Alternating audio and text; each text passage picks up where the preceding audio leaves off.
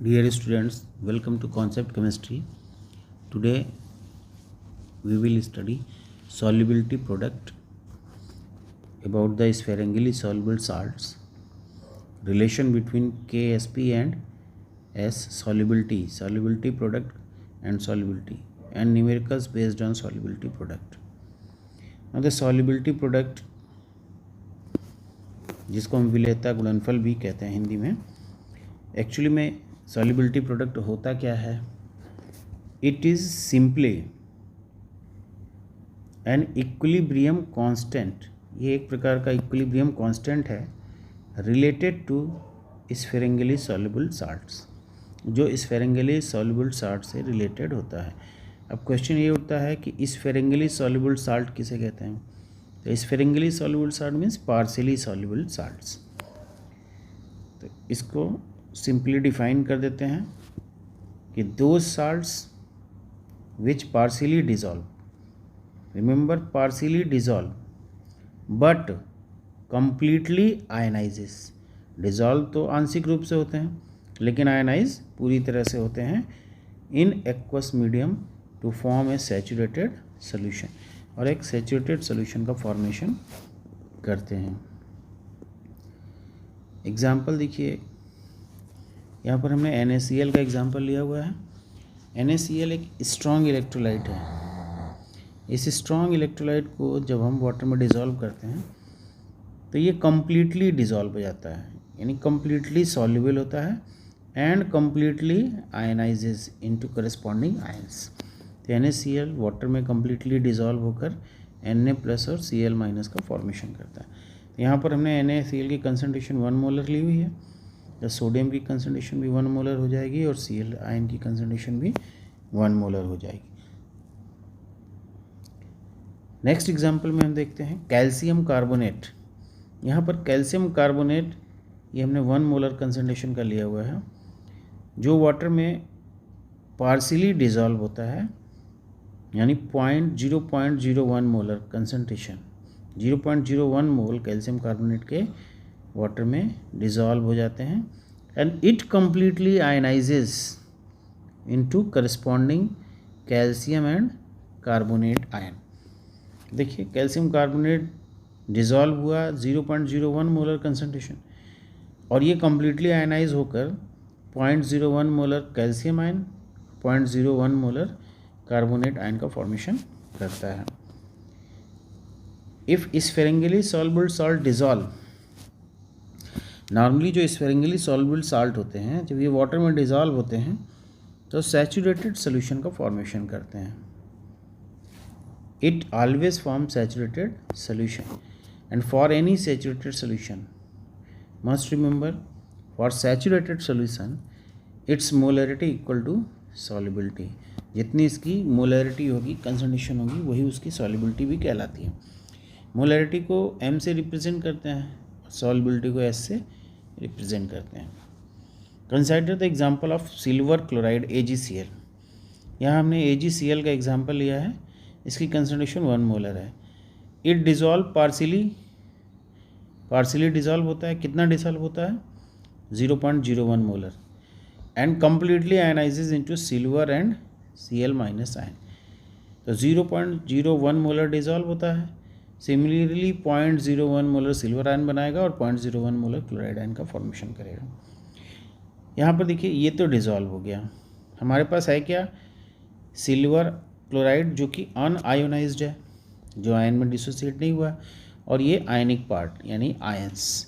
तो हमारे पास ये 2 पार्ट रहते हैं. एक अनआयोनाइज्ड पार्ट होता है AgCl का और दूसरे आयंस. तो AgCl it is unionised and Ag और Cl these are ions. अब इस इक्वेशन के लिए जब हम इक्विलिब्रियम कांस्टेंट निकालते हैं तो हम जानते हैं कि equilibrium constant equals to product of concentration of product to the product of concentration of reactant. तो AgCl के लिए K की वैल्यू हो जाएगी silver ion concentration chloride ion concentration upon AgCl solid. तो चूँकि सॉलिड स्टेट में किसी भी इलेक्ट्रोलाइट की कंसंट्रेशन को हम क्या लेते हैं? कांस्टेंट, क्योंकि इसमें होने वाला चेंज नेग्लिजिबल होता है. तो किस कांस्टेंट को इधर ले आइए. तो K इंटू AgCl कांस्टेंट, इन दोनों को KSP से रिप्रेजेंट किया जाता है, जिसे हम बोलते हैं सॉल्युबिलिटी प्रोडक्ट कांस्टेंट। तो solubility product constant equals to product of silver ion and chloride ion with respect to this electrolyte. ये हमारी इक्वेशन बन जाती है। KSP यहाँ पे क्या है, सॉल्युबिलिटी प्रोडक्ट कांस्टेंट, और Ag plus and Cl minus क्या है, आयनिक प्रोडक्ट। ये क्या है यहाँ पर, आयनिक प्रोडक्ट। तो ये एक हमारा रिलेशन बन गया सॉल्युबिलिटी प्रोडक्ट और आयनिक प्रोडक्ट के बीच में। Now the effect of temperature on KSP value पर टेम्परेचर का क्या इफेक्ट पड़ता है। तो देखिए बड़ा सिंपल सा है, टेम्परेचर बढ़ाने पर हमेशा डिसोल्यूशन बढ़ता है। AgCl में Ag प्लस और Cl माइनस आयन दे रहा है। अगर हम इसमें टेम्परेचर बढ़ाते हैं तो टेम्परेचर बढ़ाने पर आयंस का फॉर्मेशन बढ़ जाएगा, यानी ये एक एंडोथर्मिक प्रोसेस है जो कि फॉरवर्ड डायरेक्शन में मूव करता है। और अगर Ag प्लस और Cl माइनस से AgCl बनाते हैं तो ये बैकवर्ड डायरेक्शन में मूव कर रहा है। It is an exothermic process, ये एक एक्सोथर्मिक प्रोसेस जस्ट अपोजिट होगा। यहाँ पर KSP equals to Ag plus और Cl माइनस, जैसा कि हमने ऊपर इक्वेशन में देखा भी था। अब अगर इस केस में हम टेम्परेचर बढ़ाते हैं, यानी रिएक्शन में टेम्परेचर दे रहे हैं, हीट बढ़ा रहे हैं, रिएक्शन एंडोथर्मिक है, और एंडोथर्मिक रिएक्शन है तो हमेशा एंडोथर्मिक के केस में फॉरवर्ड डायरेक्शन में मूव करेगी। तो टेम्परेचर बढ़ाने पर आयनाइजेशन बढ़ेगा, तो KSP की वैल्यू बढ़ेगी, KSP की वैल्यू बढ़ेगी तो आयनाइजेशन बढ़ेगा। Means temperature directly proportional to ionization, dissolution and solubility product. Greater the solubility product, greater will be the ionization and vice versa. KSP की वैल्यू अगर कम होगी तो आयनाइजेशन भी कम होगा। वन मोर एग्जाम्पल, एक और एग्जाम्पल देखिए, AXBY। यहाँ पर हमने एक साल्ट लिया AXBY, इसकी कंसंट्रेशन 1 मोलर ली। अब ये पार्शियली डिजॉल्व होता है, और डिजॉल्व कितना होता है, 0.01 मोलर। AXBY 0.01 मोलर डिजॉल्व होता है।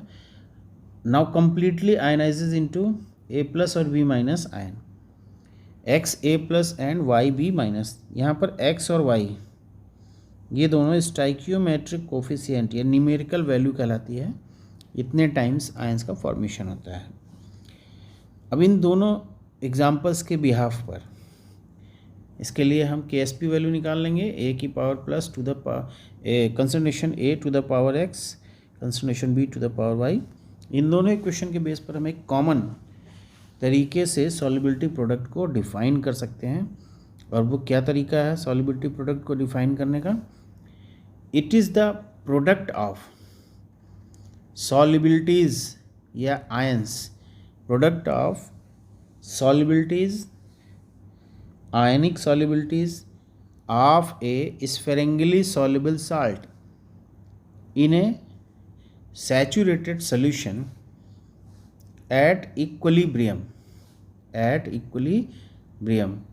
किसी सैचुरेटेड सॉल्यूशन में उसके आयनों का ionic product where stoichiometric coefficient is raised to the power of concentration, जहाँ पर उसकी न्यूमेरिकल वैल्यू को कंसंट्रेशन की पावर के टर्म में दिखाया जाता है, सॉल्युबिलिटी प्रोडक्ट कहलाता है। सिंपली हम कह सकते हैं solubility product is the product of ionic concentration where stoichiometric coefficient is raised to the power of concentration term. Now relation between KSP and solubility, solubility product KSP, solubility product constant and solubility के बीच में relation को कैसे develop करेंगे, कुछ examples के द्वारा उसको समझते हैं। तो पहला केस लेते हैं हम लोग AB type electrolyte. AB type electrolyte का मतलब same quantity of positive and negative ions का फॉर्मेशन होगा, स्टाइकियोमेट्रिक रेशियो 1:1 होगा।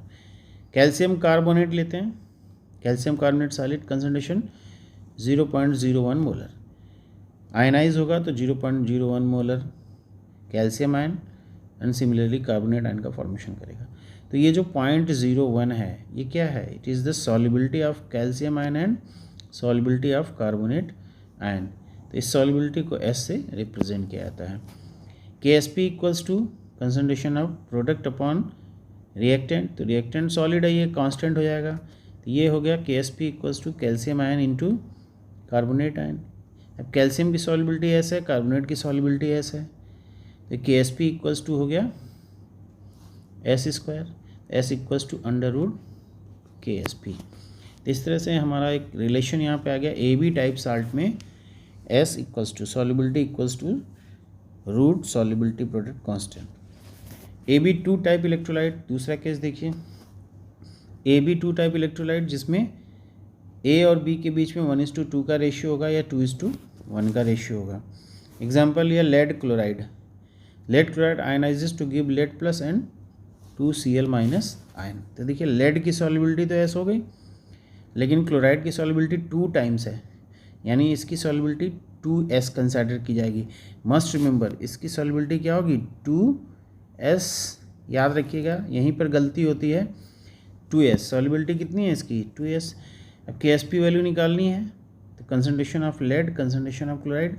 लेड की सॉल्युबिलिटी S, क्लोराइड की 2S, और stoichiometric value is raise to the power of concentration term, तो 2S की पावर 2 कर देंगे, यानी मल्टीप्लाई भी होगा न्यूमेरिकल वैल्यू और पावर में भी जाएगा, इस चीज़ को ध्यान रखेंगे। तो यहाँ पर क्या रिलेशन बन के आ गया KSP equals to 4S cube. दूसरा एग्जांपल देखिए, silver chromate Ag2Cr2CrO4 gives 2Ag plus ion and CrO4 minus minus ion. Now इस केस में भी देखिए सिल्वर की सॉल्युबिलिटी 2S है, CrO4 माइनस 2 की सॉल्युबिलिटी S है। KSP इक्वेशन में सेट करेंगे, KSP equals to Ag to the power 2 and CrO4 minus 2।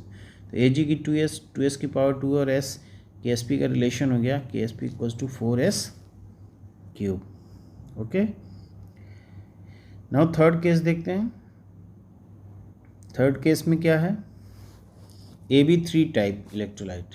AB3 का मतलब A और B के बीच में 1:3 का रेशियो होगा। Example ferric hydroxide FeOH3 gives Fe ferric ion and hydroxide ion. Ferric ion की सॉल्युबिलिटी तो S है, लेकिन यहाँ पर क्या 3OH है, तो इसकी सॉल्युबिलिटी कितनी हो गई 3H। KSP का रिलेशन हो गया फेरिक आयन OH की पावर 3, OH की कंसंट्रेशन 3S है, तो ये 3S की पावर 3 हो गया। सॉल्व करिए इसको, तो ये क्या हो जाएगा KSP equals to 27S to the power 4। अगला केस देखिए, A2B3 टाइप इलेक्ट्रोलाइट। A2B3 मतलब A और B के बीच में 2:3 का रेशियो होगा, पॉजिटिव और निगेटिव आयंस के बीच में 2:3 का रेशियो होगा।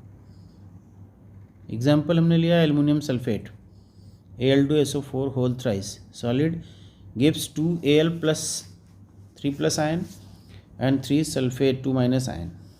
KSP equals to Al to the power 2 and sulphate to the power 3।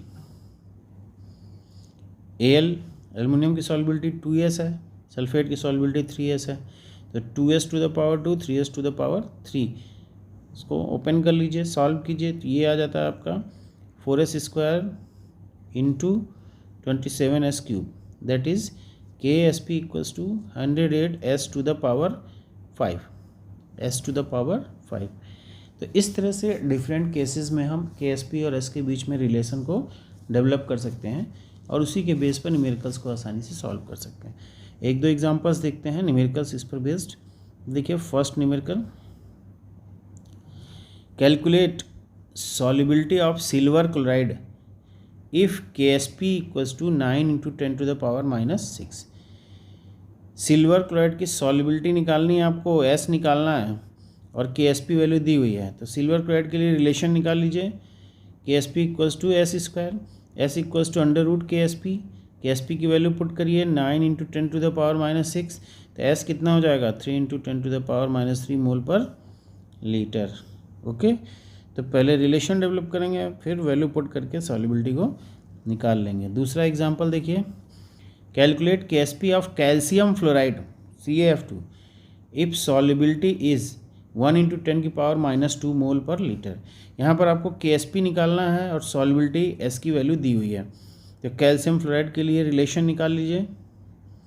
तो रिलेशन क्या हो जाएगा आपका कैल्शियम फ्लोराइड के लिए? सिंपल सा रिलेशन है, calcium fluoride KSP equals to calcium ion solubility S fluoride की 2s to the power 2 that is equal to 4s cube. KSP equals to 4s cube, 4 into S की value 1 into 10⁻³ solubility की दी हुई है 10⁻² sorry to the power 3। तो solve करिए, KSP equals to कितना हो गया 4 into 10⁻⁶, because calcium fluoride ionises into calcium and 2F minus. तो इस तरह से KSP और S में रिलेशन निकालेंगे, वैल्यू पुट करेंगे और आंसर निकाल लेंगे। वन मोर एग्जाम्पल, एक और एग्जाम्पल देखिए यहाँ पे। Calculate KSP of silver chromate Ag2CrO4 if concentration of chromate is 2 into 10⁻²।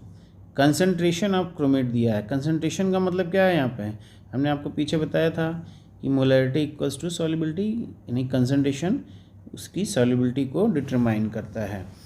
Silver chromate ionizes to give 2Ag plus CrO4 - 2 2Ag plus यानी सॉल्युबिलिटी 2s है, तो 2 इंटू सॉल्युबिलिटी दी हुई है 2 इंटू 10⁻², ये हो गया 2 इंटू 10⁻², और क्रोमेट की सॉल्युबिलिटी 2 इंटू 10⁻²। KSP का रिलेशन निकालिए 2s2 इंटू s, तो 2s की वैल्यू 4 इंटू 10⁻² है, ये देखिए हमने यहाँ पे सॉल्व किया हुआ कि पावर 2 इंटू 2 इंटू 10⁻²। आंसर आ गया आपका KSP इक्वल्स टू 32 इंटू 10⁻⁶। अगला एग्जाम्पल देखिए।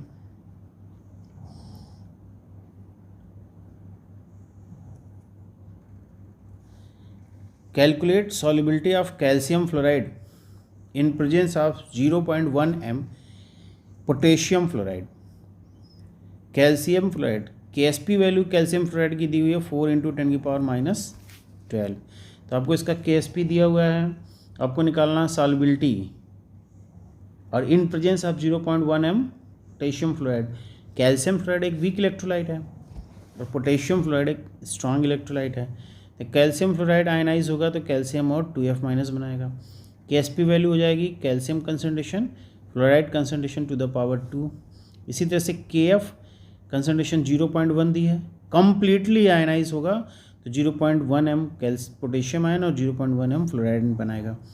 अब यहाँ पर देखिए दोनों ही इलेक्ट्रोलाइट्स में, वीक इलेक्ट्रोलाइट में जब हम एक स्ट्रॉन्ग इलेक्ट्रोलाइट मिलाते हैं तो वीक इलेक्ट्रोलाइट का डिसोसिएशन घट जाता है। ये हम लोगों ने पिछले वीडियोज़ में अपने पढ़ा हुआ है, OS2 कॉमन आयन इफेक्ट। तो यहाँ पर fluoride ion common ion effect की तरह से वर्क करता है और इसकी कंसंट्रेशन बढ़ती है तो ये फ्लोराइड कैल्शियम से इंटरेक्ट करके कैल्शियम फ्लोराइड का फॉर्मेशन करने लगता है, यानी रिएक्शन बैकवर्ड डायरेक्शन में मूव करने लगती है। तो KF के कंपैरिजन में, KF के जो फ्लोराइड आयन है इसके कंपैरिजन में कैल्शियम फ्लोराइड के फ्लोराइड आयन ये नेग्लिजिबल होते हैं as compare to fluoride of KF। तो इसमें से इसको हम नेग्लिजिबल कर देंगे और कॉमन आयन की वजह से रिएक्शन बैकवर्ड डायरेक्शन में मूव करती है। तो अब इन दोनों मिक्सचर में KSP वैल्यू जब हम निकालते हैं तो ये KSP वैल्यू ये हो जाएगा आपका KSP equals to calcium ion and fluoride की पावर 2, कैल्शियम आयन की सॉल्युबिलिटी S, फ्लोराइड की 0.1, क्योंकि स्ट्रॉन्ग की कंसिडर की जाएगी 0.1 की पावर 2। हम अगर एक की सॉल्युबिलिटी निकाल लें तो दूसरे की सॉल्युबिलिटी पता चल जाएगी। तो कैल्शियम आयन की सॉल्युबिलिटी यहाँ निकाल लेते हैं KSP अपॉन 0.1 की पावर 2, यानी 0.1 इंटू 0.1 दैट इज़ 0.01, ये हो गया 0.01। 0.01 इसको हम लिख सकते हैं 10 की पावर -2, 4 इंटू 10 की पावर -12 अपॉन 10 की पावर -2, ये कट गया, ये आ गया। सॉल्युबिलिटी आपकी आ गई कैल्शियम की, या इसी तरह से सॉल्युबिलिटी कैल्शियम की S है तो फ्लोराइड की 2 इंटू S हो जाएगी, 4 इंटू 10 की पावर -10 मोल पर लीटर। तो this is the answer. Okay, तो इस तरह से सॉल्युबिलिटी प्रोडक्ट और सॉल्युबिलिटी के रिलेशन से हम छोटे छोटे न्यूमेरिकल्स को सॉल्व कर सकते हैं। इसमें कोई घबराने की ज़रूरत नहीं है, बहुत आसान होता है। अच्छा, अब यहाँ पर एक पॉइंट और समझ लेते हैं थोड़ा सा कि प्रेसिपिटेट किस कंडीशन में फॉर्म होगा।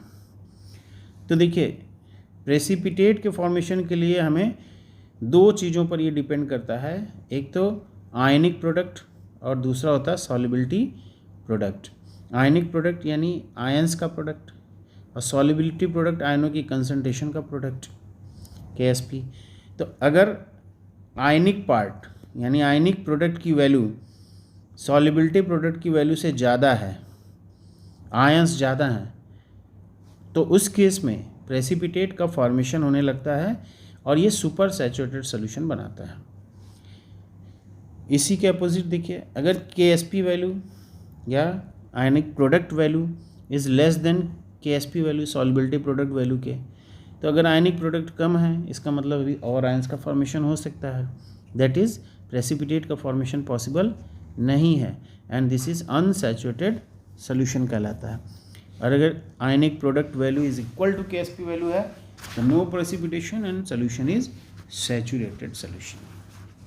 सोल्यूशंस के बारे में हम लोग ऑलरेडी पढ़ चुके हैं। तो स्टूडेंट्स, अगर ये वीडियो आपको अच्छा लगा हो और आप पहली बार हमारे YouTube चैनल पर आए हों तो उसे लाइक शेयर सब्सक्राइब करना मत भूलिएगा। ओके।